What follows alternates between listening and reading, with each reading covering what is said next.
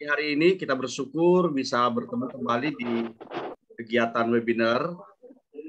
Dan hari ini tentunya webinar kita akan sangat-sangat bermanfaat bagi kita semua, terlebih dalam dunia pelayanan di mana Tuhan percayakan kita masing-masing. Tema webinar hari ini adalah deteksi dini dan pencegahan ABK yang akan disampaikan oleh seorang narasumber yang tentunya akan sangat-sangat menginspirasi dan menambah wawasan serta pengetahuan kita bersama supaya kita semakin dibekali dalam dunia pelayanan kita. Sebagai orang yang percaya kepada Tuhan, kita mengawali segala sesuatu dan kegiatan kita ini dalam doa kepada Tuhan. Dan perlu kami infokan juga bahwa acara ini diselenggarakan oleh alumni Tiranus Jabodetabek dan Jaringan Pelayanan Anak. Saya mengajak semua Bapak Ibu dan rekan-rekan pegiat anak yang hadir di ruang Zoom ini, mari kita bersiap dan kita awali dalam pujian serta di dalam doa kepada Tuhan supaya webinar pagi hari ini berjalan dengan baik sampai selesai. Kita menyanyikan satu lagu, Kasih dari Surga Memenuhi Tempat Ini.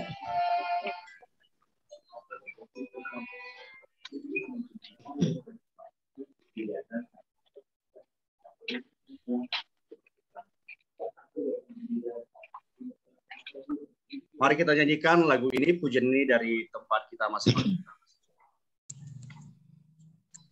Di akhir pujian dengan kasih Tuhan dan hormat di dalam doa.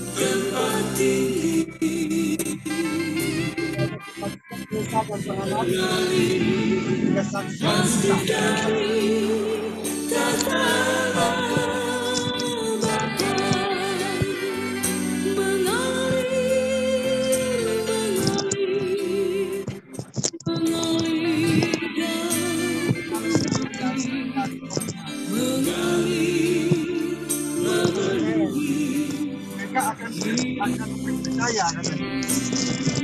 Terus si Abraham bilang apa lagi? Musa aja sama apalagi orang yang mati yang dibangkitkan. Saya persilakan kepada Ibu Yoke. Kalimat terakhir ini tuh powerful. Baik, Bapak Ibu sekalian, sebelum saya masuk. Bapak kita nenek moyang dulu ya? Yang tidak percaya. Kita berdoa. Kita Bapa dalam surga, kami bersyukur pagi ini kami boleh berkumpul bersama-sama dengan satu tujuan mengikuti seminar ini melalui webinar. Tuhan Yesus, kiranya apa yang kami persiapkan itu boleh berlangsung dengan baik. Dan Tuhan, kiranya seminar ini sungguh membawa berkat bagi kami semua yang mengikutinya. Dan kami percaya Tuhan juga sudah mempersiapkan para pembicara yang sedang mempersiapkan diri untuk menyampaikan materinya. Tuhan Yesus, Kau berkati semua peserta yang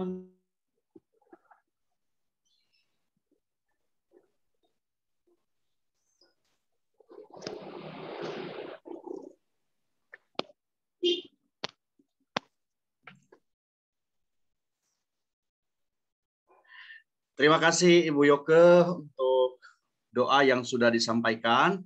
Bapak Ibu yang terkasih, sebelum kita lanjutkan, berharap kepada semua peserta webinar untuk mengganti nama akunnya dengan nama sendiri dan asal kotanya supaya kami bisa menyapa dan mengenali Bapak Ibu. Dan kemudian berharap semua menonaktifkan suara Zoom-nya, ya, mikrofonnya, supaya suara dari narasumber dan setiap yang berbicara di ruang Zoom ini bisa didengar oleh semua peserta. Selanjutnya, mari kita dengarkan bersama sambutan dari Pak Rafael, mewakili alumni Ikatan Alumni Tiranus se-Jabodetabek. Pada Pak Rafael, kami persilakan. Selamat pagi semua teman-teman yang hadir. Hari ini sudah sampai angka 44 orang yang hadir. Kita bersyukur kepada Tuhan karena webinar ini dapat kita lakukan pada hari ini. Hari yang baik, hari yang menyenangkan saya kira. Ada kalimat yang biasa dipakai dalam ilmu social science bahwa pengetahuan adalah kekuatan, kuasa. Karena dia dapat memberikan arah, ketepatgunaan, sasaran yang tepat, sikap dan kearifan yang tepat. Tentu untuk memahami anak berkebutuhan khusus yang biasa kita singkat dengan ABK, kita perlu punya wawasan-wawasan yang cukup yang kita terima dari pakar, dari ahlinya yang berkecimpung di sana, agar sikap, posisi kita, tindakan kita itu lebih terarah, lebih tepat guna. Singkatnya, pengetahuan dan seminar hari ini diharapkan akan membawa kepada pengetahuan yang jauh lebih baik, kapabilitas yang lebih mumpuni, agar sikap posisi kita dalam berempati, barang bersipati, bahkan dalam terlibat dalam pelayanan anak, jauh lebih baik dari apa-apa yang kita punya, apa-apa yang kita miliki, sikap-sikap nilai-nilai yang kita miliki. Tentu dengan dibantu oleh dokter kita hari ini, kita akan dibawa ke dalam pengertian, bahkan gejala-gejala deteksi yang lebih dini, agar sikap posisi kita bahkan bisa bertindak jauh lebih baik. Dan kita bisa bahkan menjadi support system terhadap anak-anak yang berkebutuhan khusus. Kebangkitan era ini, kebangkitan kepada kepedulian manusia, khususnya terkait perempuan, anak, sedang booming di mana-mana, dan kita sambut Ini sebagai sebuah kekuatan besar, dan Zoom seperti ini akan menolong kita untuk lebih punya jejaring, punya sharing yang sama, punya pemahaman yang sama, bahkan diperluas oleh para ahli-ahli dengan dibantu oleh adanya sistem digital, dengan orang-orang dapat hadir dari mana-mana. Hari ini ada dari berbagai tempat, ada kemarin dari Papua, dan dari berbagai daerah, ada dari timur, ada dari Ambon, ada dari Sumatera. Puji Tuhan, ini membantu kita untuk berjejaring, berdiskusi lebih dalam, sharing pengalaman, dan menuntun kita kepada sebuah posisi yang jauh lebih baik dalam memahami gejala-gejala, deteksi dini, dan sikap yang lebih baik terhadap anak berkebutuhan khusus. Sekali lagi, selamat berseminar, selamat bagi kita semua karena bisa hadir untuk memperkaya seluruh wawasan, mentalitas, kehidupan, dan pelayanan kita. Saya sebagai ketua dan bagian dari panitia ini mengucapkan sekali lagi, selamat menambah kearifan, kebijaksanaan kehidupan pada pagi ini. Demikian Bang Nestor, terima kasih. Tuhan berkati. Terima kasih Pak Rafael. Apakah bisa disambungkan langsung dengan Pak Inkor? Ya. Hadir. Ya, mari Bang Inkor. Ya, apa yang bisa bagikan Bang Rafael? Abang men-sharingkan sedikit tentang dunia pelayanan di tempat Abang, dan sharing itu tentu membantu kita kepada ranah kepedulian bersama terhadap dunia anak dan terhadap dunia anak, khususnya dunia anak Indonesia yang jauh lebih baik, lebih merata, lebih berkeadilan. Dengan demikian kita dapat ya paling tidak saling belajar dan saling memahami. Kira-kira gitu Bang Iqbal. Silakan Bang. Siap, terima kasih. Ini mohon maaf sebelumnya. Salam semua. Salam.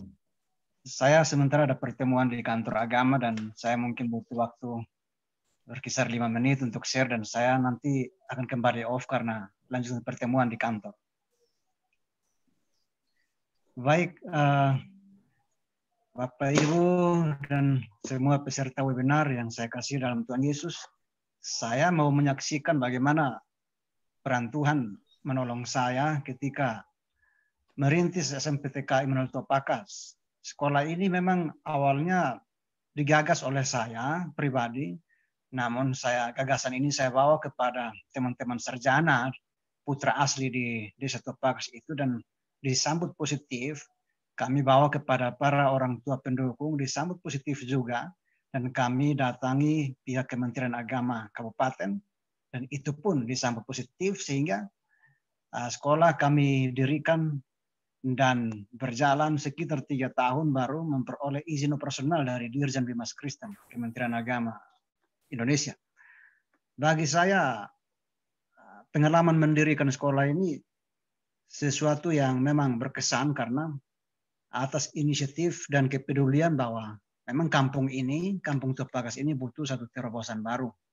Bukan hanya soal ilmu pengetahuan, tapi juga pembangunan karakter anak bangsa supaya bisa lebih berkembang, bukan hanya dalam pemikirannya atau intelektualnya, tapi juga kepribadiannya. Dalam hal ini pengenalan juga akan Tuhan menjadi tuntas, sehingga kami menjalani sudah 4 tahun, dan puji Tuhan izin operasional kami peroleh tahun 2020 Desember, sementara akreditasi hari ini baru saya peroleh hasilnya, dan syukur kami mendapatkan nilai secara angka 79, dan itu kategori atau predikat C. Itu masuk predikat kelulusan untuk sekolah baru seperti kami. Bagi saya ini satu kejutan dari Tuhan untuk kami. Jadi sepanjang perjalanan kami memulai pelayanan di bidang pendidikan di Desa Topakas ini, memang ada saja kendala. Misalnya soal fasilitas, kami masih jauh dari hal yang diharapkan dalam satu satuan pendidikan, fasilitas pendukung pembelajaran, dan juga termasuk dengan gedungnya juga. Sementara ini kami menggunakan satu gedung semi permanen, itu kalau dindingnya dari di sini bilang pelepah dari pohon gawang, itu seperti pohon sagu juga, tapi pelepahnya lebih kecil itu dipakai dan jadikan dinding. Ruang kelasnya juga belum standar karena memang satu gedung ini kami harus bagi 5x7 untuk bisa memenuhi 3 rombongan belajar dan juga 1 ruang guru. Dan anak-anak kendalanya di kampung adalah memang tidak didukung oleh semangat orang tua untuk mendampingi mereka ketika mereka ada di rumah, sehingga ini butuh kerja keras guru, berperan aktif untuk menolong anak-anak, membimbing mereka untuk belajar di sekolah. Dan sementara kami sedang memikirkan berbagai strategi untuk bisa menolong mereka, sehingga bagaimana di rumah juga tetap mereka tidak banyak bermain, tapi mempergunakan waktu yang ada untuk bisa menyelesaikan atau mengerjakan tugas yang diberikan oleh guru.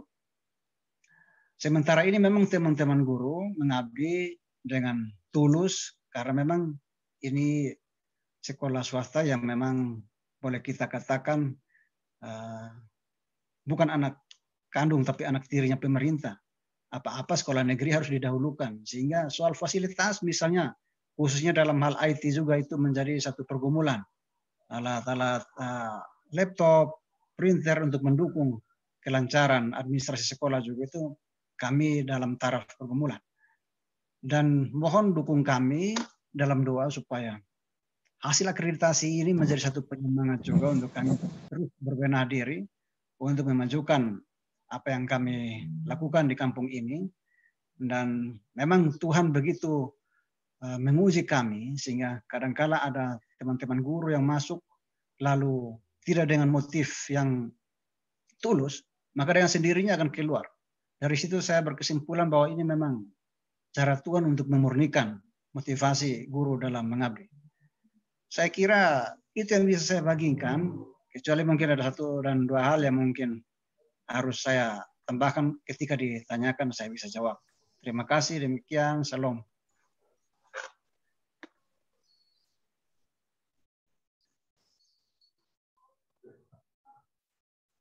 Oke, terima kasih Kak Ingkor untuk sharingnya. Bang Rafael, ada yang mau ditanggapi atau mau disampaikan lagi? Saya hanya bisa mengatakan terima kasih atas dedikasi Bang Ingkor dan teman-teman. Selamat berjuang. Pekerjaan itu memang harus terus dikorbankan, mulai dari orang-orang daerah sendiri. Semangat Bang Ingkor dan seluruh tim yang ada di sana. Titip salam buat anak-anak yang ada di sana. Siap, makasih Bang. Oke, terima kasih Bang Rafael, terima kasih Kak Ingkor dan Bapak Ibu. Memang di Nusa Tenggara Timur merupakan salah satu tempat pelayanan yang selalu didukung oleh kami dari Jaringan Pelayanan Anak dan para mitra.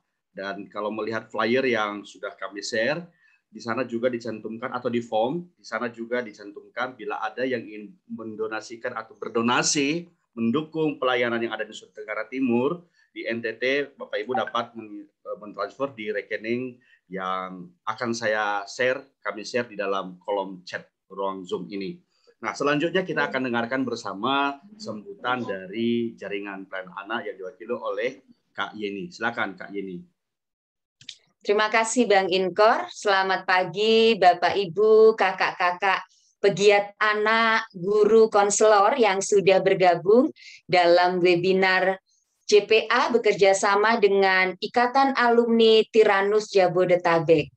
Untuk kesekian kalinya kami sangat bersyukur bahwa JPA bersama dengan Ikatan Alumni Tiranus dapat bekerja sama kembali untuk memperlengkapi para pegiat anak dan juga orang tua. Terima kasih para pengurus Ikatan Alumni Tiranus atas dukungannya bagi kemajuan pelayanan anak. Juga tentunya kami sangat bersyukur karena ada Kak Dini bersama tim dan juga Dokter Bagus yang nanti akan mengajak kita berdiskusi bersama bagaimana kita bisa memaksimalkan pelayanan terhadap adik-adik kita yang berkebutuhan khusus, bahkan juga memberikan upaya-upaya pencegahan sehingga kedepannya semakin sedikit para orang tua yang melahirkan adik-adik berkebutuhan khusus. Kiranya melalui diskusi yang akan berlangsung, kita semuanya boleh diperkaya dengan berbagai ilmu dan juga pengalaman yang akan dibagikan oleh narasumber yang sangat bagus. Saya sudah beberapa kali mengikuti seminar yang disampaikan oleh Dr. Bagus dan rasanya selalu kurang dan ingin ikut lagi. Juga kami sangat berterima kasih kesetiaan para peserta, baik yang sudah berkali-kali mengikuti kegiatan JPA, dan menyambut juga para peserta yang baru pertama kali hadir dalam kegiatan bersama dengan Jaringan Pelayanan Anak. Tuhan memberkati agar melalui kerjasama dan keikutsertaan kakak-kakak semuanya kita boleh membawa kemajuan bagi anak-anak Indonesia di berbagai daerah di tempat pelayanan kakak-kakak masing-masing.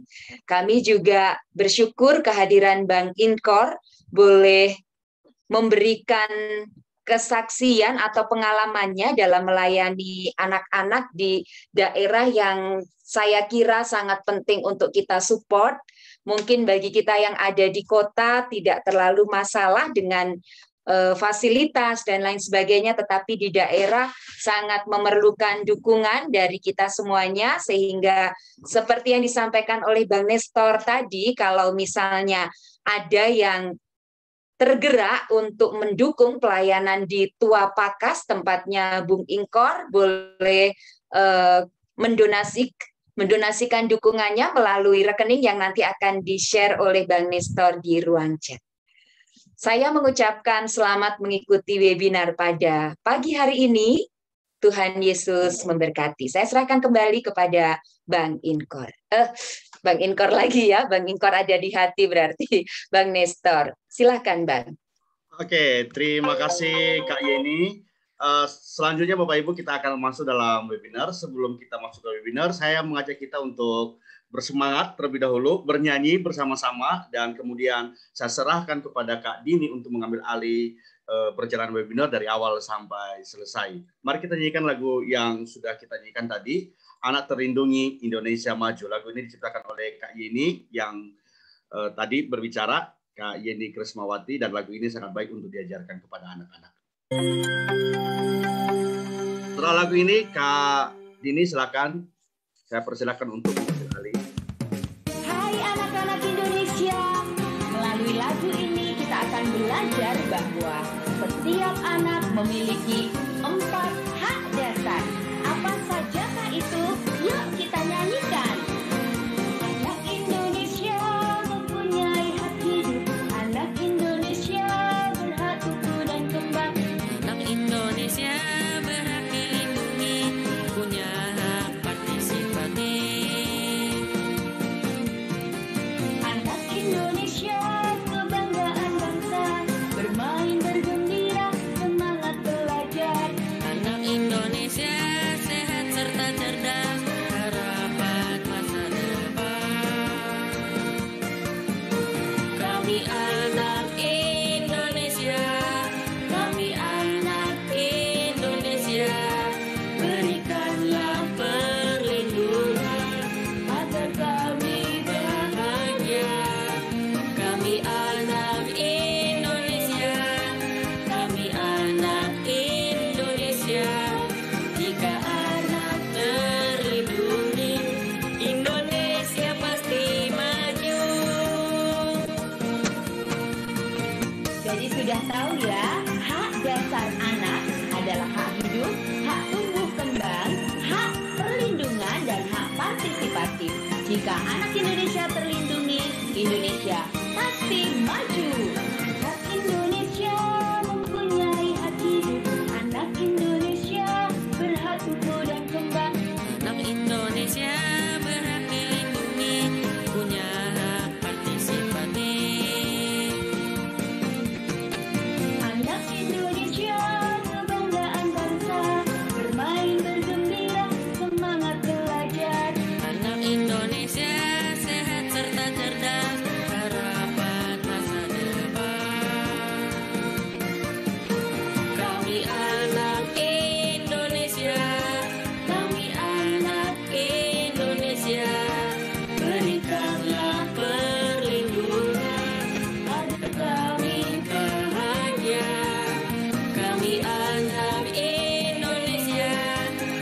kami anak Indonesia. Jika anak terlindungi, Indonesia pasti maju. Kami anak Indonesia, kami anak Indonesia. Berikanlah perlindungan agar kami bahagia. Kami anak Indonesia, kami anak Indonesia. Jika anak terlindungi, Indonesia pasti maju. Jika anak terlindungi, Indonesia pasti maju. Indonesia pasti maju. Maju. Ya, silakan Kak Dini. Baik, terima kasih Kak Nestor. Selamat pagi Bapak Ibu sekalian, kakak-kakak penggiat anak. Sebelum kita memulai, dan kebetulan Dr. Bagus sedang mengganti background-nya ya, jadi agak belum masuk. Saya akan bacakan dulu CV beliau ya. Kak Nestor boleh minta tolong ditampilkan. Iya, Dr. Bagus bernama sebentar ya, Dr. Bagus bernama lengkap Bagus Satrio Budi. Beliau menyelesaikan pendidikannya di Fakultas Kedokteran Universitas Indonesia tahun 1985. Selanjutnya beliau terbang ke Amerika Latin ya, melanjutkan studi untuk memperdalam nutrition surveillance, stimulation and evaluating for children among development countries di University of Chile. Nah, dari situ dari Samba terbang melanjutkan lagi ke Bangkok untuk memperdalam di Medical University Bangkok untuk memperdalam epidemiologi dan utilization of drug for child and mother. Selanjutnya kembali lagi ke kampus lamanya di Fakultas Kedokteran UKI untuk memperdalam Magister Kesehatan Masyarakat. Kemudian untuk beliau ini berawal dari seorang kepala puskesmas di Bengkulu ya, ada 4 tahun di Bengkulu. Kemudian jenjang karir beliau naik ke Kanwil Departemen Kesehatan di Provinsi Bengkulu. Kemudian beliau sempat juga tahun 2003 menjabat di dalam Komisi Perlindungan Anak Indonesia. Kemudian karirnya dimulai di Departemen Kesehatan Republik Indonesia, waktu itu namanya masih Departemen Kesehatan ya, sebagai Kepala Seksi Standarisasi Pelayanan Bali Bina Kesehatan tahun 2009, Kepala Bidang Pemeliharaan Kesehatan Intelijensia. PIK itu adalah Pusat Intelijensi Kesehatan. Kemudian menjadi pembina bagi program pengembangan intelijensia anak dan remaja sekolah tahun 2012. Beliau aktif sebagai Ketua Penilai Mutu PAUD Nasional di Kemendiknas tahun 2013. Dan setelah beliau sangat expert di bidang itu, beliau mendirikan yayasan namanya Cerdas ya, untuk mencegah dan mengatasi anak berkebutuhan khusus, karena beliau mempunyai concern sekali kepada anak berkebutuhan khusus. Saat ini beliau telah pensiun dan beliau menjadi pelatih bagi spesifik sekali, yaitu neuropsychobehavior, anak PAUD, TK, dan SD. Beliau aktif di dalam penelitian, Bapak Ibu, dan beberapa penelitiannya, salah satu di antaranya adalah sangat mendorong, Kak Nestor screen-nya mohon maaf. Saya tidak bisa klik. Ya, penelitian-penelitian beliau terkait dengan ABK ya, dan salah satunya adalah beliau menemukan ada banyak sekali yang harus kita evaluasi di dalam pelayanan kesehatan dan penyelenggaraan pendidikan pada anak-anak. Saya tidak, maaf Kak Nestor, apakah bisa screen-nya diganti? Ya, baik.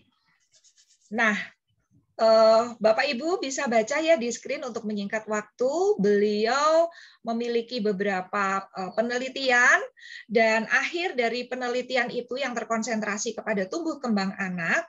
Kemudian Kak Nestor boleh digantikan screen-nya. Akhirnya beliau bukukan semua hasil penelitiannya itu dan beliau mendapatkan hak kekayaan intelektual ya, mendapatkan haki dari Kemenhumkam Republik Indonesia bahwa beliau telah menemukan sebuah metode yang dikenal dengan metode PVT atau penyelarasan vestibular taktil untuk mencegah anak-anak dengan masalah tumbuh kembang sehingga anak-anak tidak menjadi berkebutuhan khusus atau apabila sudah sangat parah bisa diminimaliskan. Ini adalah satu temuan yang sangat berharga bagi bangsa kita. Dan ini juga temuan yang berharga untuk anak-anak kita. Jadi kami senang sekali berterima kasih kepada Kak Yeni dan alumni Ikatan STT Tiranus yang memfasilitasi kami untuk dapat menjelaskan bagaimana metode VVT ini bisa menolong anak-anak. Sehingga kita bisa mengajak mereka tumbuh kembang mereka menjadi lebih optimal lagi. Kak Nestor, ya. Baik, nanti untuk follow up-nya kita akan bicarakan sesudah sesi dan saya harus cek apakah Dokter Bagus sudah berhasil masuk mengganti background.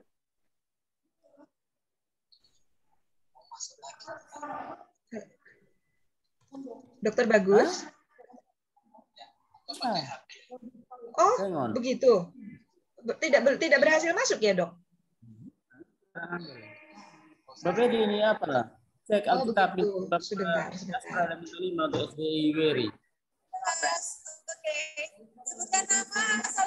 Bapak Ibu mohon maaf ya sebentar terjadi gangguan teknis. Tidak apa-apa Kak Dini.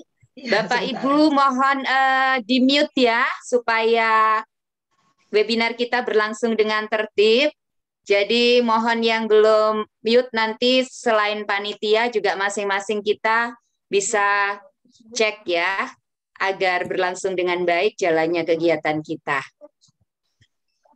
Baik, Kak Yen, saya sudah setting supaya hanya co-host saja yang bisa unmute dan bila perlu untuk berbicara dengan peserta nanti saya akan buka aksesnya. Terima kasih Bang Nestor. Terima kasih Kak Dini, sangat keren sekali ya Dokter Bagus dan tentu kita semua pasti akan mendapatkan banyak ilmu, pengalaman selama beliau mendampingi bergelut untuk anak-anak Indonesia. Iya, sembari menunggu Dokter Bagus join, boleh kita putarkan lagi lagu tadi Bang Nestor supaya kita ingat bahwa setiap anak-anak Indonesia berhak atas 4 hal yang perlu untuk kita perhatikan bersama sebagai guru sekolah minggu dan juga anak ya. Dengan 80.000 orang, dengan yang memang kondisi lingkungan yang benar-benar keren banget gitu dipromosikan gitu. Hanya mungkin saya tadi belum melihat anak memiliki 4 hak dasar. Apa sajakah itu? Yuk kita nyanyikan.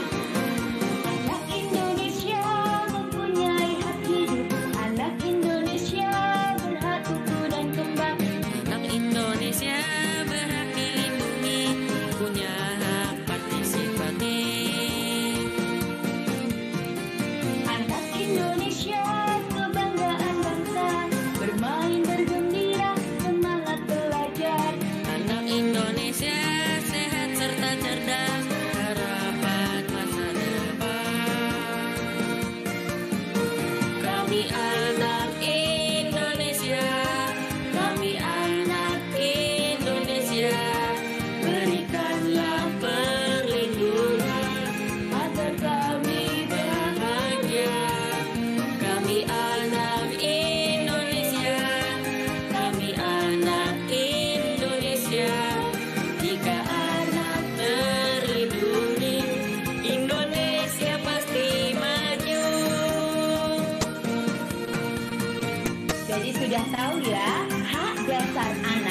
adalah hak hidup, hak tumbuh kembang, hak perlindungan, dan hak partisipatif. Jika anak Indonesia terlindungi, Indonesia pasti maju. Anak Indonesia mempunyai hak hidup, anak Indonesia berhak tumbuh dan kembang. Anak Indonesia berhak dilindungi, punya hak partisipatif. Gak masuk. Anak Indonesia kebanggaan Gak masuk. bermain bergembira, semangat belajar. Anak Tunggu sebentar ya, Dok. sehat serta cerdas, harapan masa depan. Kami anak Indonesia, kami anak Indonesia, berikanlah perlindungan agar kami bahagia. Kami anak Indonesia, kami anak Indonesia. Jika anak terlindungi, Indonesia pasti maju. Kami anak Indonesia, kami anak Indonesia, berikanlah perlindungan agar kami bahagia. Kami anak Indonesia, kami anak Indonesia. Jika anak terlindungi, Indonesia pasti maju. Jika anak terlindungi, Indonesia pasti maju. Baik, Bapak Ibu sekalian, sama seperti lagu tadi kita pas sekali ya, luar biasa penciptanya ini ya. Kalau anak-anak terlindungi, Indonesia pasti maju. Baik, mohon maaf sedikit terjadi gangguan, akhirnya berhasil, Dokter Bagus masuk. Mohon maaf, Dok, kalau ada gangguan, Ya. karena Dokter Bagus kepingin screen-nya sama tadi, jadi diganti malah trouble. Baik, Bapak, Ibu, dan kakak-kakak sekalian, kita sambut waktu dan tepat. Saya persilahkan kepada Dokter Bagus, silahkan memulai materinya. Kami akan coba bagi screen-nya, Dok. Silahkan, Dok. Baik.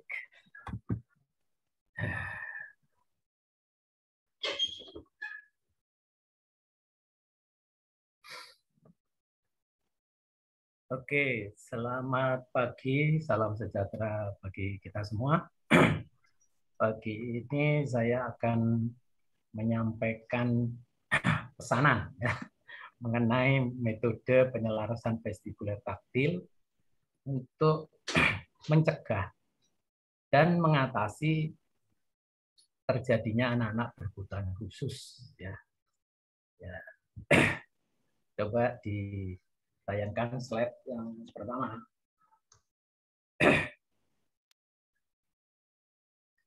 Nah, jadi ini penyelarasan vestibuler taktil atau PVT, metode tepat mengatasi penyebab gangguan keseimbangan dan autis kembang tumbuh pada anak. Saya lebih menggunakan kata kembang tumbuh karena kalau pakai tumbuh kembang, orang melupakan kembangnya, hanya tumbuhnya. Sehat aja, tapi cerdasnya tidak diperhatikan. Ya kan? Karena itu saya balik sekarang kembang tumbuh. Ya. Lanjut. Nah, untuk menyiapkan generasi cerdas itu melalui metode penyelarasan vestibuler taktil atau PVT habilitasi. Jadi yang pertama itu pada saat bayi itu habilitasi. Yang perlu diketahui adalah yaitu persiapan ibu menjadi ibu, ya, persiapan menjadi ibu, kemudian persiapan menjadi ibu hamil, kemudian persiapan untuk melahirkan, jadi tahu apa melahirkan dan risikonya. Dan mengetahui risiko-risiko setiap pelayanan atau setiap tindakan lahir itu berbeda risikonya terhadap kecerdasan sosial. Ya, jadi jangan menganggap bahwa sesar itu paling bagus ya. Belum tentu. Ternyata sesar itu justru menyebabkan anak-anak menjadi berkebutuhan khusus lebih banyak ini ya. Nah, kemudian cara mengetahui dan cara mengatasinya tentu dengan PVT habilitasi. Slide berikutnya.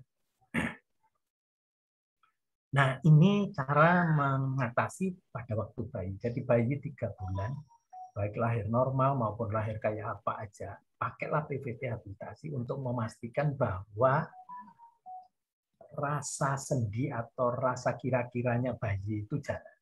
Kalau rasa kira-kira atau rasa sendinya ini nggak jalan, maka terganggulah apa yang disebut sensori integrasi menjadi disfraksia. Jadi itu tidak laras ya, menjadi anak tunalaras. Ya. Jadi tekniknya ini ada 6 langkah. Nah ini nanti harus dilatihkan pada ibu-ibu menyusui ya. Dan itu ada buktinya, itu ada data di sebelahnya itu tanpa yang lahir normal pun yang tipe 1 itu masih ada ya 0,01. Tapi yang lahir-lahir dengan tindakan ya sesar terutama yang paling banyak itu karena sesar itu adalah tipe 4 itu yang saya warnai kuning. Itu paling banyak ya. Jadi jangan heran sekarang kenapa banyak autis atau ADHD, disfraksia itu sebetulnya karena kita tidak tahu, kita mau gampangnya, padahal Tuhan itu memberikan petunjuk bahwa rahim itu adalah mempersiapkan cerdas. Kenapa mesti harus disesar atau dengan cara-cara yang lain? Ya, lanjut. Nah, ini kalau sudah terlambat, artinya yang kalau tadi itu 3 bulan mulainya membetulkan karena sensori integrasi pemantapannya itu di 3 bulan. Ketika memantapkan sensori integrasi, kita intervensi dengan habilitasi. Nah, suaranya kecil ya, Pak? Iya, mohon maaf, Dokter Bagus mungkin lebih mendekatkan ini ya, karena ya suaranya agar lebih jelas. Terima kasih, Bapak Ibu. Saya melihat sudah ada yang raise hand. Boleh bersabar sampai dengan Dokter Bagus menyelesaikan pemaparannya. Nanti kita berikan kesempatan untuk tanya jawab ya. Terima kasih. Ini udah jelas ya, keras nih sekarang. Bagus, Pak. Udah bagus ya? Sudah bagus nih ya, terima kasih. Jadi menyiapkan generasi cerdas melalui metode penyelarasan vestibular yang rehabilitasi. Kalau tadi habilitasi. Jadi ini setelah bayi, 2 tahun, di atas 2 tahun. Jadi caranya kita harus telusuri riwayat lahirnya, kemudian perkembangannya, dan kemudian yang berikutnya adalah tanda-tandanya, ya kan. Kemudian baru dilakukan vestibuler taktil, dan selanjutnya kemudian kita akan melakukan rujukan setelah vestibuler taktil itu menjadi jelas. Jadi penyelarasan vestibuler taktil yang rehabilitasi itu harus tahu riwayatnya, kemudian diidentifikasi, terus teknik kuncian-kunciannya berbeda setiap anak. Ya. Setelah itu akan muncul dominasi. Oh ini di motorik kasarnya, oh ini di motorik halusnya, oh ini di bicaranya yang terganggu. Nah, sehingga dirujuknya tepat waktu. Tanpa PVT rehabilitasi, Bapak Ibu sekalian kalau mengantar anak-anaknya ke fisioterapi, sulit mendapatkan target waktunya. Ya kan? Bisa sampai 5 tahun aja belum bisa. Ya, akhirnya pindah ke sana, pindah sini. Jadi mutlak dengan PVT rehabilitasi akan diketahui gangguannya yang pasti. Ya. Oke. Lanjut. Slide berikutnya. Nah, jadi pengetahuan yang perlu dimiliki oleh kita semua adalah perencanaan hamil, yaitu rasa cinta peduli terhadap reproduksi. Jadi ini harus direncanakan ya, semua reproduksi harus direncanakan dengan sadar. Ya, jangan sampai tidak sadar. Jadi persiapan tubuh ibu maupun bapaknya itu sudah jauh-jauh hari, jadi sejak balita sudah diperbaiki. Kemudian ASU, kebutuhan tentang gizi seimbang dan imunisasi. Ini penting ya buat ibu-ibu hamil, ya, gizinya harus seimbang. Kemudian ASA adalah stimulasi didik tahap perkembangan janin, bayi, balita, dan saat menyusui. Ya, lanjut. Nah, ASI itu adalah perencanaan atau peduli terhadap reproduksi. Lanjut. Nah, apa yang perlu diperhatikan? Jadi faktor internal. Jadi faktor internal dulu yang harus diperhatikan, yaitu mengenai usia calon ibu, ya, kemudian tinggi badan ibu, jarak kelahiran, terus kemudian mental ibu, ya, kemudian hal-hal yang bersifat herediter ya. Nah, yang faktor yang eksternal itu adalah penyakit non infeksi, kemudian penyakit infeksi, polusi ya, polusi itu bisa fisik, bisa psikis, dan kemudian asupan nutrisi yang ada gizi tambahannya. Sebetulnya gizi tambahan itu dari awal sudah harus ada, kemudian adalah trauma fisik, artinya trauma fisik ini ada stres atau tidak. Lanjut. Nah, kenapa usia harus 23 sampai 33? Nah, ini kan banyak ibu-ibu, bapak-bapak juga nggak tahu ya. Karena saya mulai dari usia 23. 23 itu garis epifise tulang, artinya tulang nggak mau panjang lagi. Ibunya udah nggak mau tumbuh lagi ya. Itu di usia terakhirnya itu 22-23. Ya. Oleh karena itu, undang-undang perkawinan mestinya diratifikasi ya, direvisi menjadi 22. Sehingga tidak ada perebutan gizi antara janin dan ibunya, ya. Dan ini karena kurang dari umur 22 maka stunting ada di mana-mana, ya, stunting, perebutan gizi. Kemudian yang berikutnya, slide berikutnya. Nah, ini ada penelitian ya, sampelnya itu 30 juta di Amerika ya. Jadi mulai tahun 1980 sampai 2010 ya, itu diteliti. Ternyata usia itu yang tepat adalah 23-33 itu ya, dari kalau enggak itu terjadi preeklamsi. Preeklamsi itu bukti bahwa perebutan gizi ya, perebutan gizi. Yang mana nanti ciri-cirinya itu kakinya bengkak, kencingnya keruh ya, kemudian tensinya naik, terus terjadi gawat janin, terpaksa harus dilahirkan lebih dahulu yaitu dengan sesar. Nah, Dokter Bagus mohon suaranya boleh diperbesar. Terima kasih. Ya. Sudah besar ini? Halo? Ya, sudah besar ya. Nah, di atas 33 itu rahim itu kurang fungsinya untuk memberikan gizi mikro ya, terutama kalsium. Dan itu terjadi juga preeklamsi di atas 33. Jadi yang tepat itu antara umur 23 sampai 33. Slide berikutnya. Nah, jaraknya harus 4 tahun. 4 tahun. Karena apa? 2 tahun itu nggak tepat ya. 2 tahun. 2 tahun itu dipakai oleh hormon-hormon di tubuh ya, terutama oksitosin untuk menyusui. Jadi tidak terjadi perbaikan rahim. Jadi gizinya semua untuk menyusui ya. Rahimnya belum diperbaiki. Nah, kalau hamil lagi berarti rahim dalam posisi tidak prima. Nah, untuk prima butuh 2 tahun setelah menyusui. Ya. Sehingga rahim itu berangsur-angsur butuh waktu 2 tahun untuk perbaikan. Oke, lanjut. Nah, ini bukti bahwa kalau misalnya jaraknya terlalu pendek ya, kurang dari 4 tahun, artinya gizinya bayi yang lahir kurang prima, kurang bagus, sehingga angka kematiannya tinggi. Ya, kematiannya yang paling rendah itu adalah jaraknya 4 tahun. Hampir dikatakan nggak ada kematian, gitu ya. Tetap aja sih kematian itu ada 0,0001% gitu ya.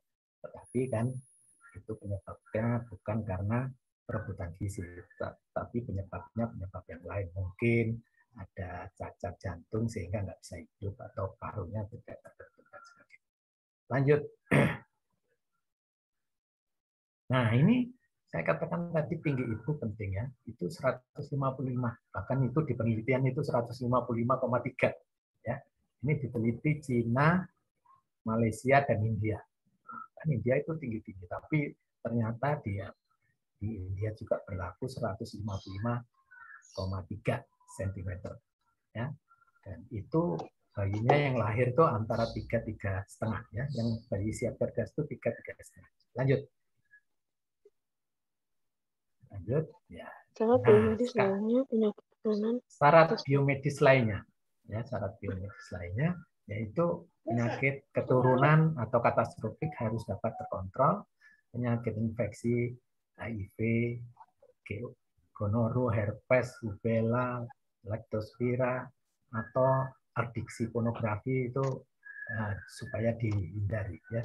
Harus terbebas polusi fisik, yaitu misalnya TB, sifat, merkuri, narkoba, dan rokok.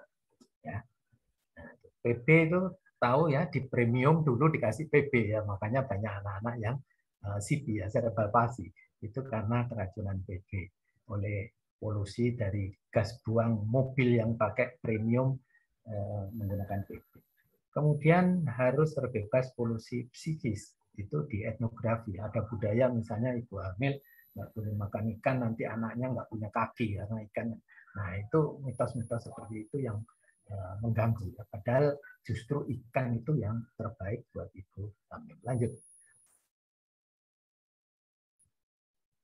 Nah, ASO adalah pengetahuan tentang gizi seimbang dan imunisasi. Lanjut. Nah, apa itu gizi seimbang? Gizi seimbang itu antara mikro dan makro itu cukup ya.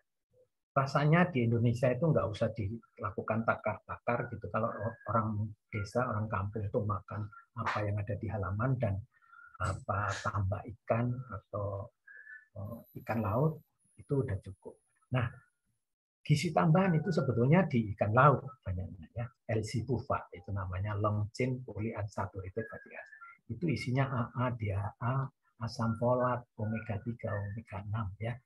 Dan itu merupakan zat imun juga ya. Kalau misalnya pandemi ini kalau kita semua makan ikan laut, mungkin angka kematian akibat pandemi ini tidak sebanyak sekarang ini ya. Apa itu gizi makro, apa itu gizi mikro, dan apa itu L-cipufa. Jadi L-cipufa itu harus dalam bentuk basah ya. Makanya banyak kalau di susu formula itu dalam bentuk kering berarti manfaatnya kurang ya. Harusnya dia dalam bentuk basah, minyak ikan itu baru benar-benar. Oke, lanjut.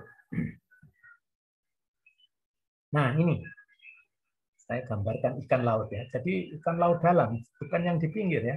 Pinggir cumi, udang itu justru makan limbah ya. Ikan laut dalam itu seperti tongkol, kakap, tuna, tenggiri ya. Dan apa ya, cuek gitu kan.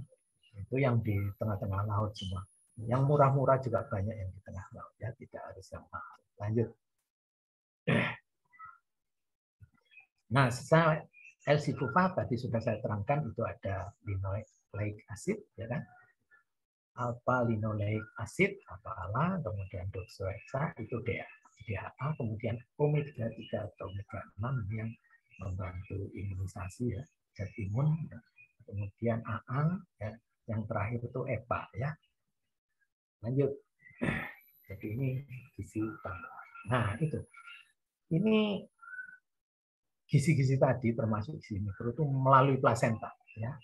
Melalui plasenta. Jadi tali pusat untuk dari ibu ke itu dengan catatan tadi ya, umurnya 23 kali 33, kemudian jaraknya 4 tahun dan ibu tingginya 150.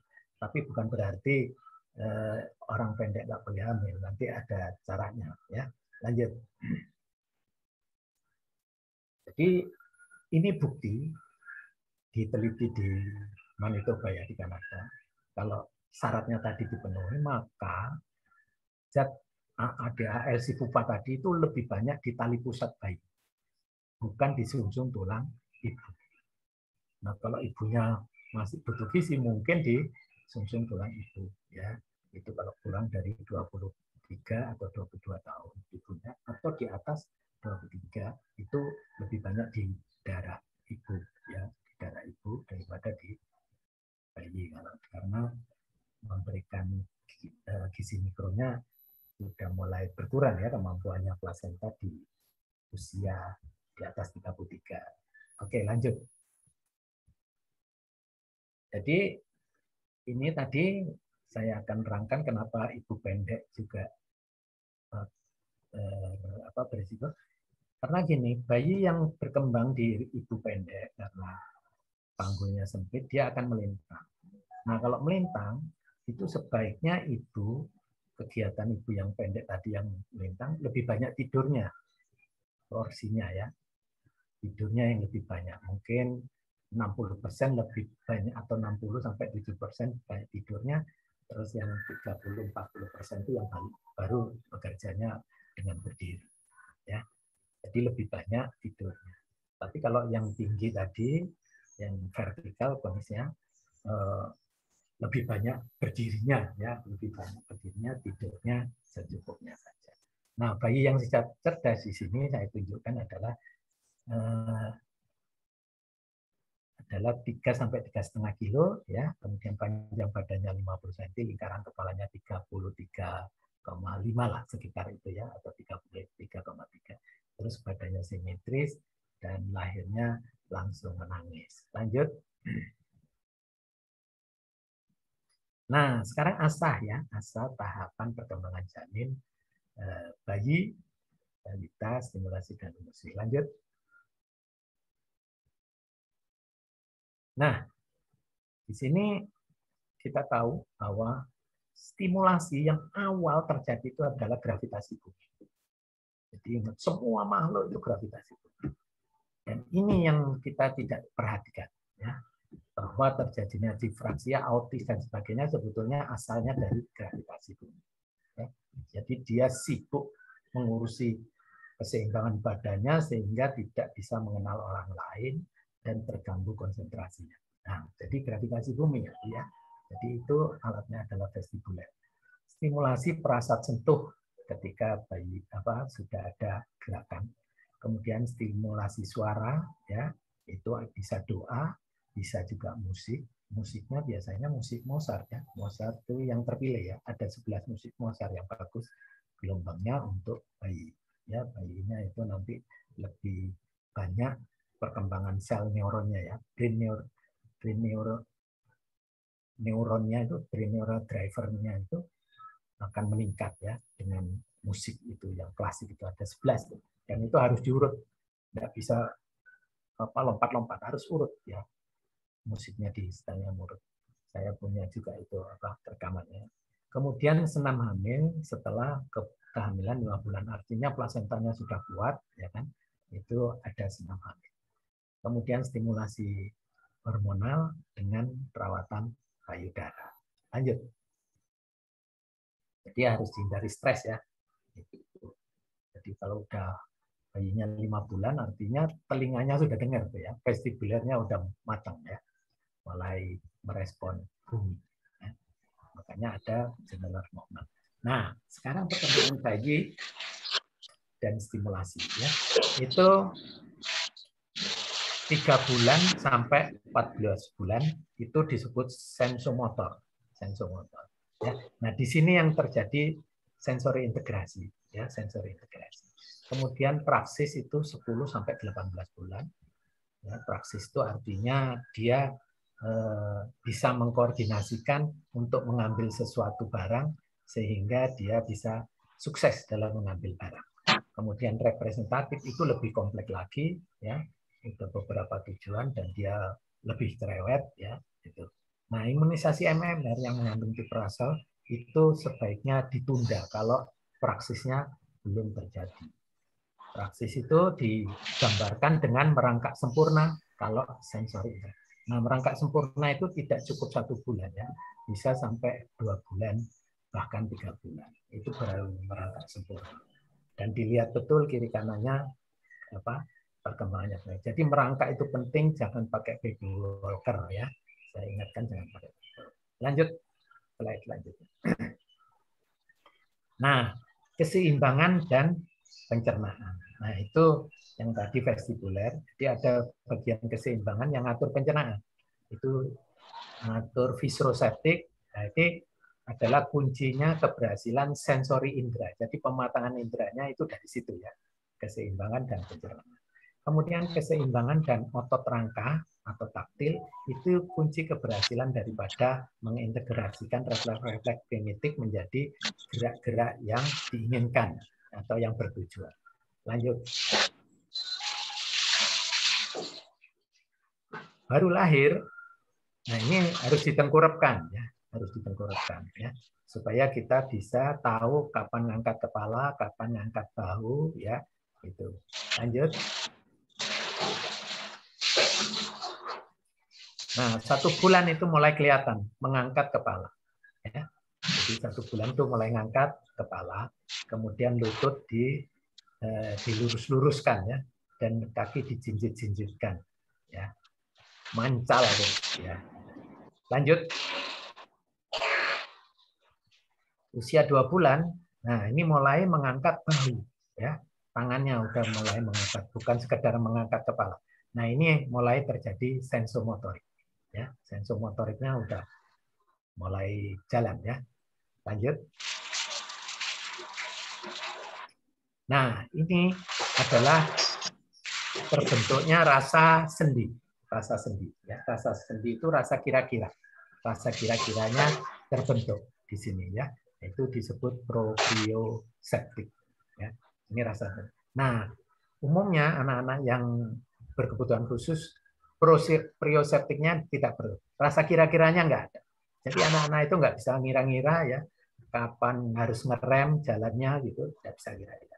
Jadi ini bermasalah. Kalau masuk terowongan peralon itu yang cuma 3 meter atau 2 meter, dia kejedut berkali-kali, disuruh ulang lagi malah bertambah kejedutnya, itu berarti proprioseptiknya bermasalah. Lanjut. Proprioseptiknya tidak. Nah ini praksis. Praksis itu artinya di usia 10 bulan. Nah itu merangkak ya, tanda praksis itu merangkak. Merangkak mengambil barang, kemudian ditanya apa itu, dia jawab karena itu gelas, dia jawab gelas, gelas.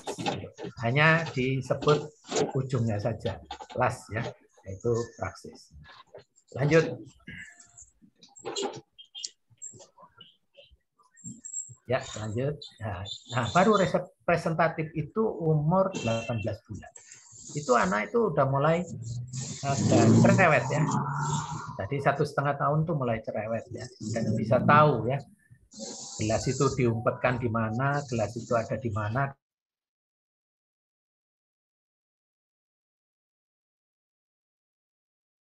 Dokter kepencet kemut, Dok. Iya, tadi banyak noise ya. Oke, lanjut.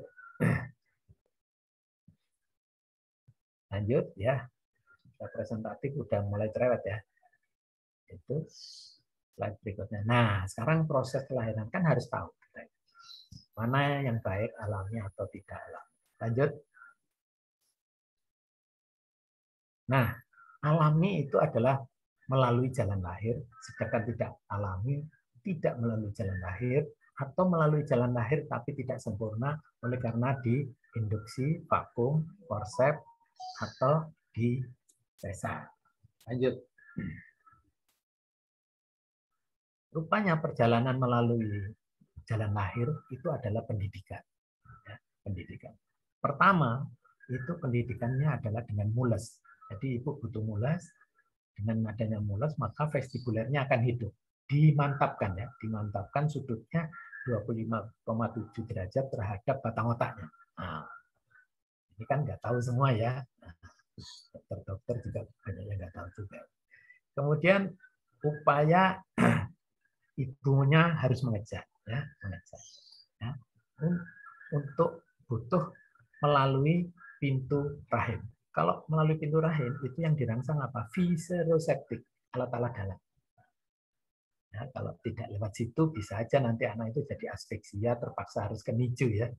Ya, kayak bayi Deborah itu kan karena disesar kan harus cari NICU, akhirnya meninggal juga. Jadi itu harus lewat jalan lahir. Jadi alat-alat dalamnya hidup, jantungnya mantap ya, paru-parunya mantap, kemudian levernya semua jadi mantap ya karena lewat jalan lahir. Yang merangsang itu adalah tulang kemaluan ibu bagian dalam itu merangsang viseroseptik. Kemudian butuh keluar dari mulut kemaluan atau vagina. Itu adalah digeserkan ke tulang ekor, yaitu taktil ya. Plexus brachialis itu di pundak dan di pinggul itu digeserkan ke tulang ibu.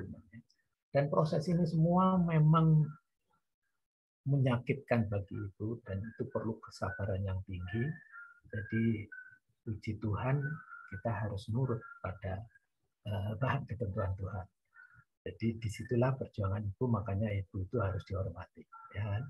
Apapun perjuangannya ketika melahirkan itu adalah perjuangan yang luar biasa, karena ibu harus mengikuti petunjuk puji Tuhan yang Maha Kuasa. Nah, kemudian faktor proses kelahiran, ya, perbandingan berat janin dan luas panggul ibu. Jadi makanya diperkirakan adalah 3 sampai 3,5. Kelebihan juga nggak baik, kekurangan juga nggak baik. Ya. Kemudian posisi letak saat lahir sebaiknya kepala, tapi kalau tidak bisa ya apa boleh buat. Terus kemudian memang berat idealnya yang tadi saya sebutkan adalah 3 sampai 3,5. Tidak boleh lebih ya, tidak boleh kurang. Nah, ya, kalau kurang biasanya ke arah hiperaktif, kalau berlebih ke arah hipoaktif. Lanjut.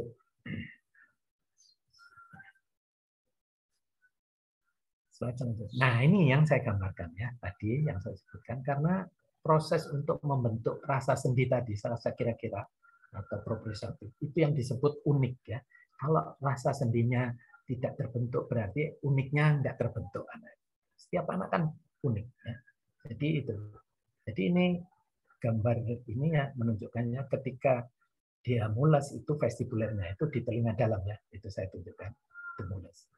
Kemudian yang merah ini ketika dia melewati mulut rahim ya, dirangsang oleh tulang kemaluan, itu yang dirangsang itu yang garis merah-merah itu ya, dari atas ke bawah karena itu yang akan mengatur pencernaan dan sebagainya alat-alat. Kemudian melalui mulut vagina itu dirangsang dengan tulang ekor tadi, itu yang warna biru, zigzag gitu. Ya. Jadi ini plexus supaya geraknya jadi luas. Jadi rasa sendi atau rasa kira-kira untuk mempermudah terjadinya sensori integrasi. Jadi kalau ini nggak dapat sensori integrasinya nggak dapat loh. Ya. Makanya yang lahir-lahir tidak normal itu saya mengkhawatirkan ya. Itu sensori integrasinya, yaitu sensori indera dan integrasinya reflektif menjadi gerak bermagnet. Nah, ini akan terjadi. Lanjut. Nah, ini ya contoh-contoh untuk mengetahui gangguan. Yang reaksi properti yang pertama ya, kakinya dijantur ya, kakinya dipegang. 1 boleh 2, dua-duanya boleh dipegang. Itu melihatkan reaksi kalau yang tipe pertama itu yang normal, yang bagus. Ya, itu perkembangan sosialnya akan bagus karena vestibuler dan taktilnya oke, sehingga proprioceptifnya atau rasa sendinya, rasa kira-kiranya terbentuk ya. Yang kedua, nah ini bisa gagal nih terbentuknya ya. Gagal karena anak ini taktilnya yang tidak hidup ya, karena di vestibuler itu ada sakulus yang mengatur taktil, sedangkan yang utriculus, bagian utriculus ya, di vestibuler itu yang ngatur pencernaan visceroceptif. Nah ini yang kedua. Jadi ini anak-anak yang kedua ini adalah anak-anak yang hipoaktif. Jadi tangannya susah membantu orang ya. Yang ketiga itu adalah anak-anak yang beratnya kurang ya kan, prematur atau di forceps ya karena saking kecilnya ya. Dan atau yang ada yang sungsang gitu ya, kecil sungsang. Ya. Nah ini kepalanya nunduk, tangannya terbuka. Jadi taktilnya bagus, tapi ini pencernaannya nggak bagus. Ya. Anak-anak yang seperti ini biasanya makannya banyak, tapi nggak berat itu nggak naik-naik. Ya, kemudian nggak bisa diem. Nah ini lebih hiperaktif. Nah ini yang disesar nih, ya berisiko dua-duanya ya, ada vestibulernya terganggu, taktilnya terganggu, dan kalau tidak teratasi menjadi autism. Ya. Kalau dua-duanya, karena total ya, total. Kalau yang 1, 2, 3, ya, kalau yang 2, 3 itu parsial, salah satu. Ya. Kalau yang total itu autis. Jadi autis ini memang sangat jarang, ya kan?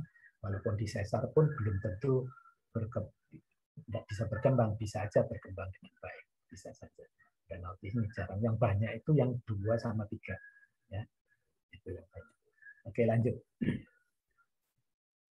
Jadi kalau itu yang utriculus ya, yang visceroceptif, maka itu akan terjadi gangguan sikap. Tapi kalau itu yang sakulus atau yang taktil, itu gangguan perilaku. Dan Dan kalau dua-duanya gangguan sikap dan perilaku, nah ini yang berisiko autism. Lanjut. Nah, saya meneliti ini, ya, terkaget-kaget juga itu ya. Dulu karena teman-teman nggak mau meneliti ini, saya teliti sendiri ya, walaupun tidak lewat universitas. Ternyata kalau di segitiga piramida Trott itu, yang umumnya itu sentral neurosystem itu ditaruh di bawah sebagai fondasi. Padahal bayi itu belum pernah memakai otaknya. Dia nggak sadar. Ya. Itu waktu sensomotorik itu dia nggak sadar. Coba-coba terus. Ya. Jadi di saat itu kita harus melakukan intervensi untuk memperbaiki. Mau dijungkir balik kan, mau tidak ada terjadi trauma. Tidak ada terjadi trauma. Ya. Di situ ya, karena dia tidak sadar. Namanya orang nggak sadar, coba aja orang nggak sadar. Mau diapain aja, nggak akan trauma dia. Orang nggak tahu. Ya. Kemudian praksis. Jadi ini vestibuler nih saya rubah menjadi di bawah. Makanya saya terbitkan buku itu ya, buku itu untuk mempelajari. Jadi fondasinya sebetulnya vestibuler. Semua makhluk itu fondasinya vestibuler. Nah kemudian baru viseroseptik, ya kan, yang saya buletin merah, baru taktil dan baru terbentuk rasa sedih tadi proprioceptif. Lanjut. Sudah ada bukunya ya ini. Nah, PVT habilitasi tidak trauma karena sebelum representatif. Ya, sekali lagi ya, kalau ditakut-takutin nanti trauma nanti nggak ada. Itu anak yang di Pakistan ya, ketika gempa bayi itu umur 14 hari ya, umur 9 hari ya, kemudian terkubur 14 hari ya kan, digali dia suaranya. Setelah sembuh, gedenya kalau nggak ada yang cerita juga nggak tahu kalau dia itu, dan jatuhnya kayak apa juga kita nggak tahu ya, sampai tertimbun, tapi dia untungnya tidak sampai tertimbun benda-benda yang keras, masih ada rongga-rongga ya di puing-puing itu. Nah di sini ya, jadi sensori integrasi itu adalah unconscious, tidak sadar, baru praksis itu baru sub sadar, baru sub ya. Jadi dari unconscious dan subconscious itu diintervensi yang ekstrim tidak jadi masalah. Cuman yang subconscious mulai ada takut saja ya. Tapi jangan coba-coba yang representatif ya. Representatif itu udah bisa trauma itu karena sudah pakai memori walaupun belum banyak memorinya dipakai. Ya, jadi batasnya di atas 2 tahun ya. Harusnya batasnya yang tepatnya itu 18 bulan. Jadi di 12 tahun, di 2 tahun itu ke atas itu pakai PVT rehabilitasi. Jadi bukan lagi yang habilitasi. Slide selanjutnya. Nah, ini vestibuler ya, pengendali. Vestibuler itu ibaratnya skaklar otomatis ya, yang merespon gravitasi bumi. Jadi setiap manusia ini punya vestibuler, yaitu gelang-gelangnya ada 3, ya, letaknya di tengah. Oke, lanjut. Nah ini kalau saya ambil ya, dibesarkan ya. Jadi itu ada sakulus yang merah, saya buleti merah. Terus kemudian ada yang utriculus, saya buleti biru, ya, biru toska atau hijau toska.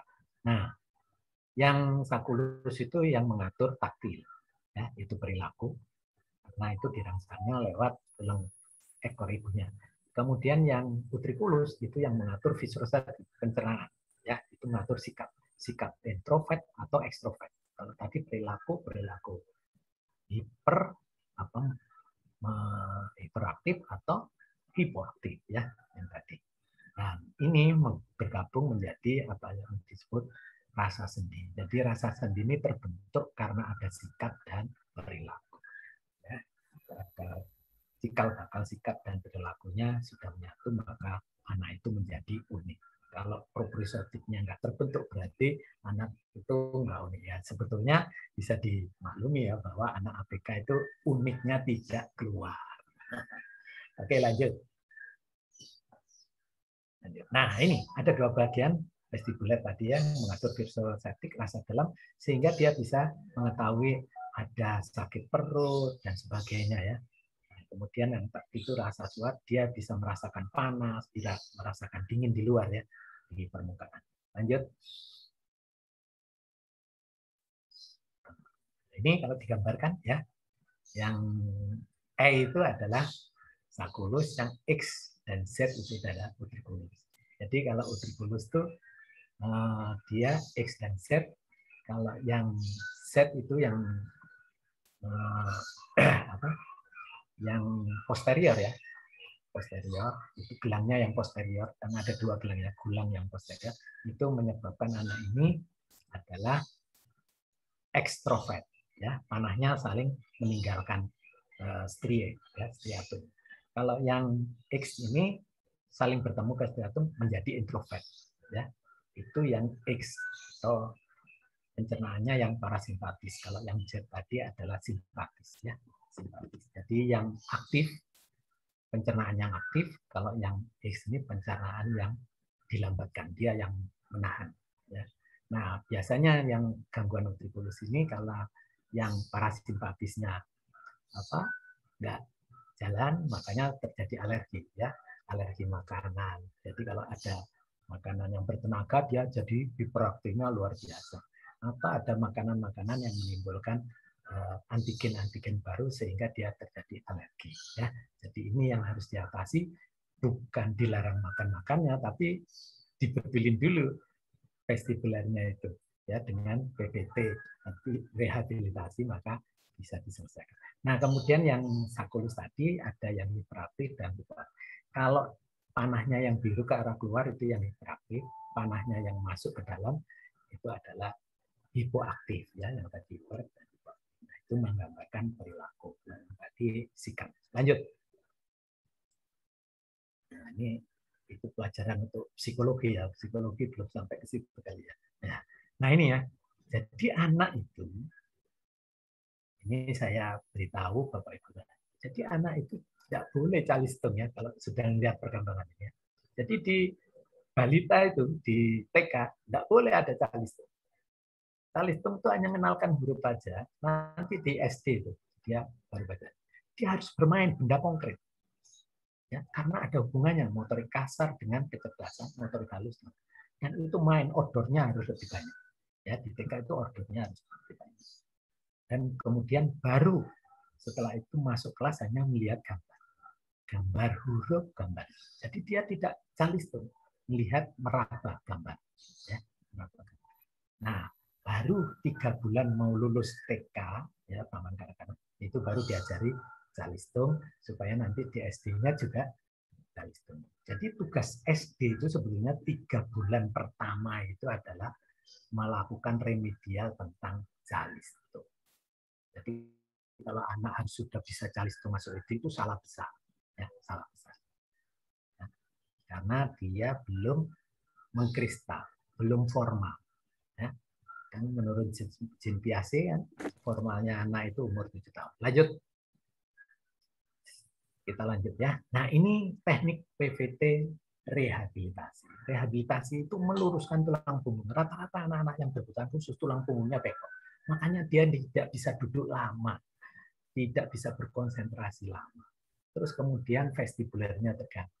Oleh karena itu dengan PVT rehabilitasi kita bisa meluruskan tulang punggung dengan cara menguatkan otot penyangga tulang belakang kiri kanan.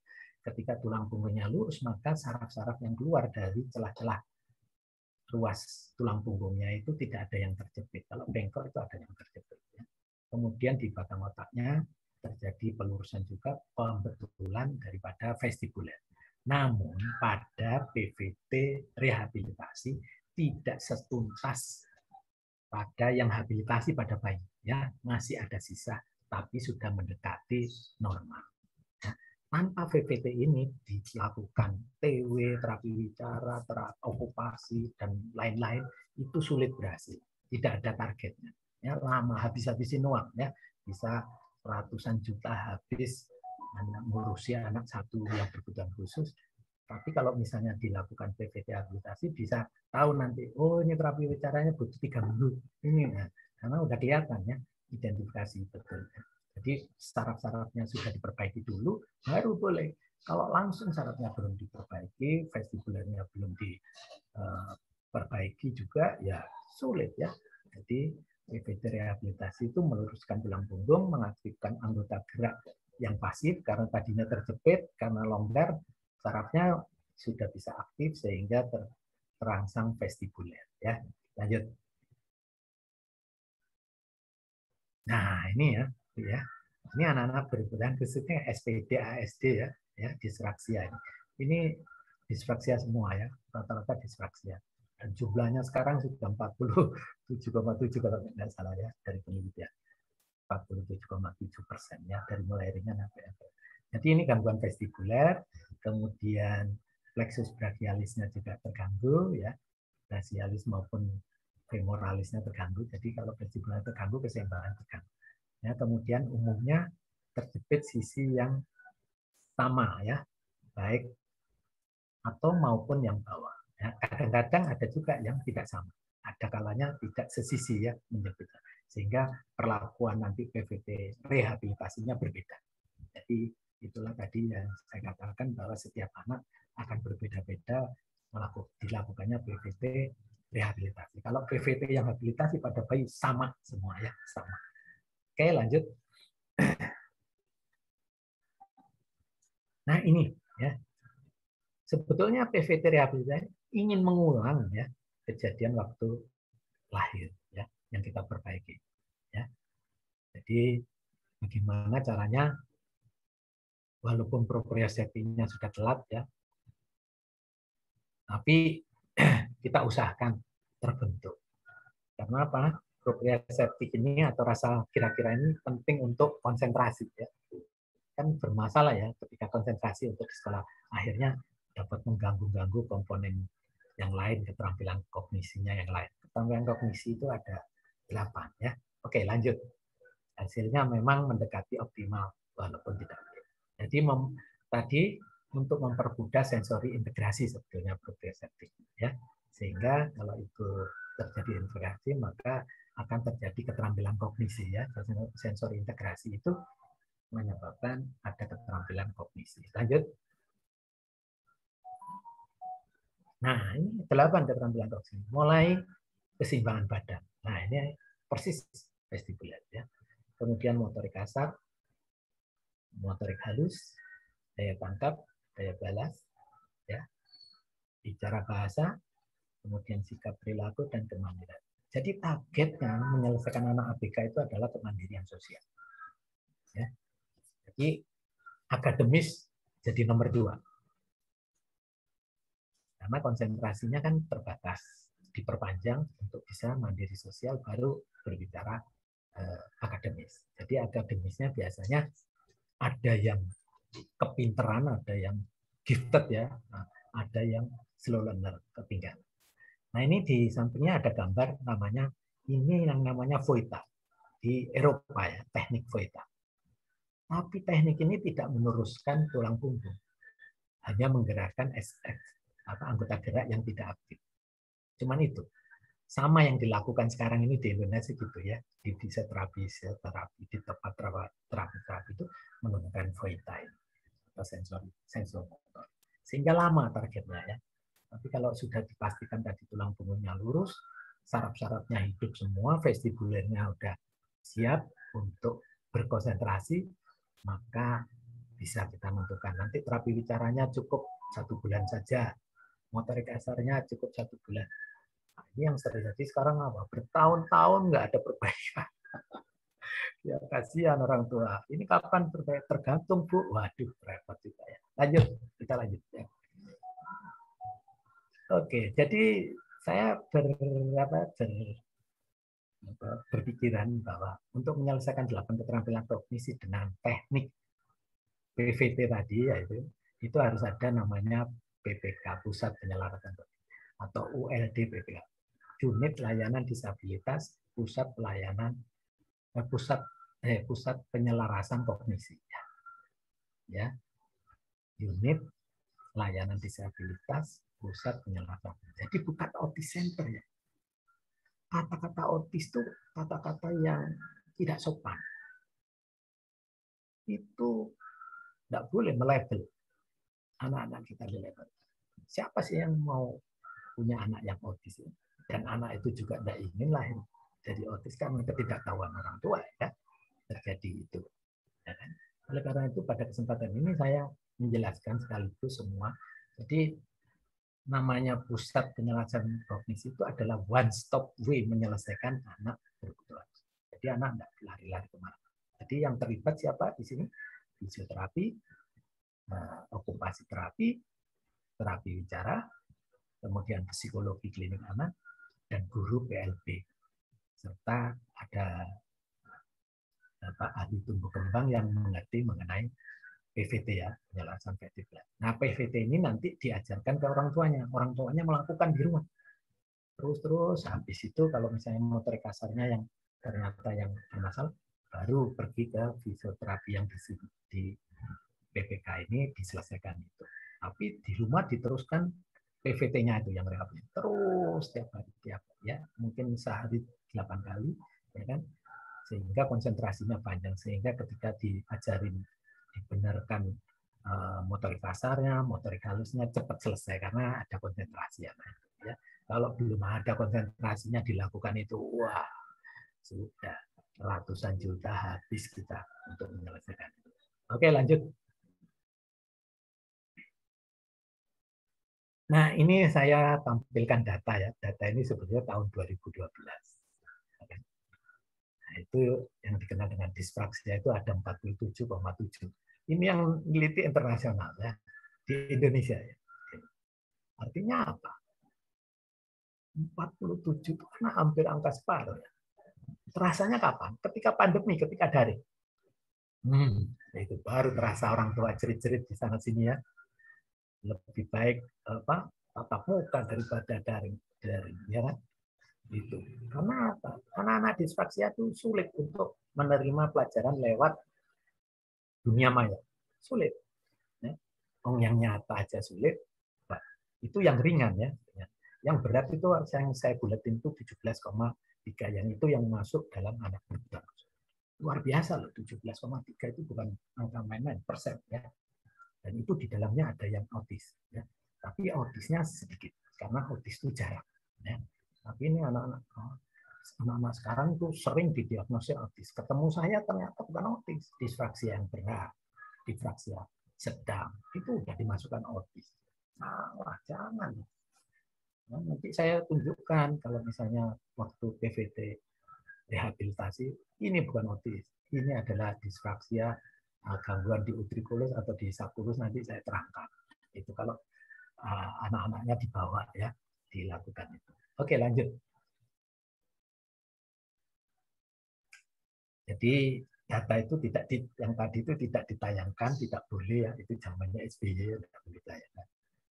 Alasannya waktu itu menteri yang almarhum Endang Setiati itu alasannya karena sponsornya pabrik susu formula, jadi bertentangan dengan politik. Itu alasan apapun ya, kalau bagi saya ingin lihat substansinya ya, substansi. Kalau substansinya berbahaya bagi bangsa, saya harus lakukan perbaikan-perbaikan, mengingatkan, menyadarkan para orang tua untuk menyelesaikan. Nah, ini bukti bahwa yang slide ini bukti bahwa ini di Amerika ya. Seluruh rumah sakit Amerika itu di tes ya, sampelnya itu 1000 sampai 1500 ya. Di situ terlihat data mengenai sesar itu paling tinggi risikonya, 18,1 itu adalah sensory process disorder, artinya ada ADHD dan sebagainya gitu ya, ADD itu di situ. Terus yang autisnya katanya dia itu adalah 21. Wah, luar biasa kan? 21 ya. Saya kira salah juga karena patokannya pakai DSM ya. Disorders manual disorder statistik manual. Jadi itu berdasarkan gejala. Kalau saya nggak mau berdasarkan gejala, berdasarkan vestibuler yang terganggu. Kalau itu total baru autis. Tapi kalau itu salah satu bukan autis walaupun berat, konsentrasinya berat, saya nggak mau nyebut autis. Ya. Dan autis itu sangat jarang ya. Jadi saya heran juga nih data Amerika setinggi ini ya. Itu. Amerika. Oke, lanjut. Nah, ini kesimpulannya ya. Jadi proses pengembangan anak itu jadi ingat ya, vestibuler bukan otak ya sistem saraf itu, saraf pusat itu belum pernah ada anak itu di dalam perut pintar matematik ya, merasakan sedih dan sebagainya belum ada ya, belum ada di dalam perut ya. Merasakan apa stres dan kalau stres itu bukan stres di otaknya, tapi stres di viskoseptiknya, stres di apa pencernaannya, jantungnya itu yang terjadi. Jadi tidak sampai ke fungsi luhur. Fungsi luhur itu prefrontal cortex otak besar ya, belum. Jadi dia baru bermain. Itu pun hanya sampai di otak kecil. Jadi vestibuler ini adalah saklar yang mengatur otak kecil agar anak itu bisa bergaul sosial dengan baik. Ya, itu vestibuler. Ya, jadi itu ada viskoseptik dan taktil. Ya, viskoseptik itu disebut rasa dalam, taktil itu rasa luar ya tadi. Ya kan? Rasa dalam itu sakit perut apa. Ya. Kalau rasa luar itu ada panas dan sebagainya di permukaan. Nah, kemudian membentuk rasa sedih atau rasa kira-kira ini yang disebut unik ya. Uniknya anak di sini karena proprioseptik inilah yang melakukan sensori integrasi ya. Sensori itu ya, integrasi itu refleks primitif dari otot-otot. Nah, kemudian masuk itu di dalam sensomotorik, praksis, representatif ya kan. Kalau sudah representatif berarti dia ada keterampilan kognisi ya, mulai dari keseimbangan, motorik kasar, motorik halus, daya tangkap, daya balas, bicara bahasa, sikap perilaku dan kemampuan sosial. Nah, kemudian belajar dia belajar menjadi modalitas belajar. Ada yang visual, ada auditorik atau kinestetik. Jadi kalau anak kinestetik itu harus didudukkan di belakang ya, di kelas. Kalau yang auditorik di tengah, kalau yang visual ditaruh di depan. Jadi guru harus tahu tuh teknik-teknik menaruh anak-anak ini ya, gitu. Karena kalau ini dirubah dia tidak nyaman, akhirnya nggak betah ke sekolah. Kemudian dan orang tua harus ngerti ya, kok anak saya ditaruh di belakang. Nah, ibu harus ngetes anaknya kinestetik atau enggak gitu. Kalau kinestetik ya ada di belakang, dia nyamannya di situ ya, dia akan gembira ke sekolah. Ya. Cuman teknik ngajarnya guru kalau yang kinestetik disuruh maju ke depan, kalau yang auditorik suruh cerita. Karena dia senang cerita, dia bisa. Kalau yang visual nggak usah disuruh, dia baca tulisannya aja sudah pandai dan duduknya di depan. Nah, kemudian berlanjut ke remaja yaitu potensi sukses. Jadi ini menggali spesifikasi daripada talenta majemuk. Jadi kecerdasan yang majemuk. Ya. Bukan kecerdasan majemuk, salah ya kalau ngomong kecerdasan. Kecerdasan itu udah majemuk. Kecerdasan yang harus pakai yang atau adalah majemuk. Saya kira ini yang bisa saya sampaikan. Coba yang terakhir. Nah, ini ada videonya, silahkan kalau mau diputar video yang habilitasi maupun yang rehabilitasi.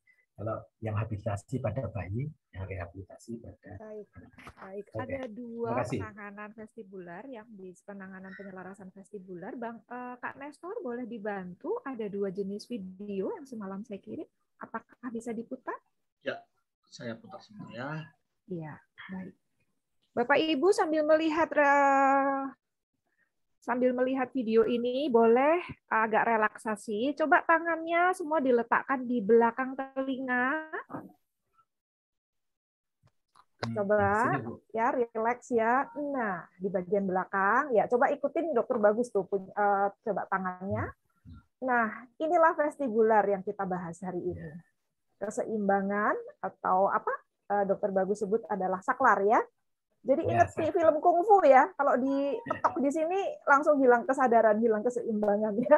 Jadi inilah yang harus diselaraskan ya, dan ini ternyata penting sekali ya, tersembunyi tempatnya. Baik, Kak Nestor sudah siap? Oke.